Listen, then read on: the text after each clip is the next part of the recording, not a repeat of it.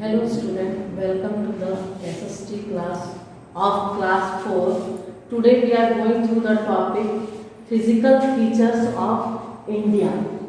Just you are knowing, if you are talking about physical features, it means several types of landforms. Landforms means it may be mountains, it may be plateaus, it may be plains. First of all, you should know as our country, India, it is the seventh largest country of the world and the population is about 125 crores. And just if you are talking about physical features, first of all we can't forget the great mountain that is India. In the north it is bounded by great Himalayas. And we will go just about Himalayas in the detail.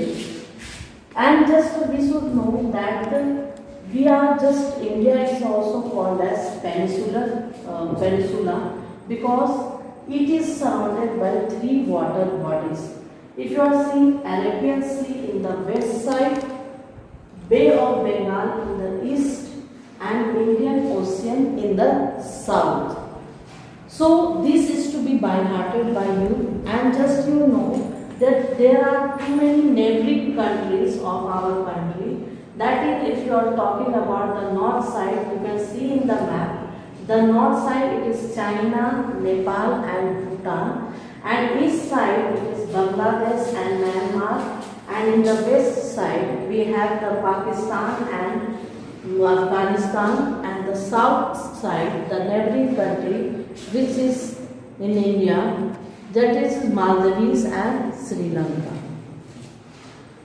Just you have read that about the neighboring country, and I should mention that if you are talking about physical features of India, it varies from place to place. Just there are high mountains, big plateaus, large plains, desert, lakes, rivers, etc. Just you know, we have to remember and just get it by hearted that India has 5 physical divisions.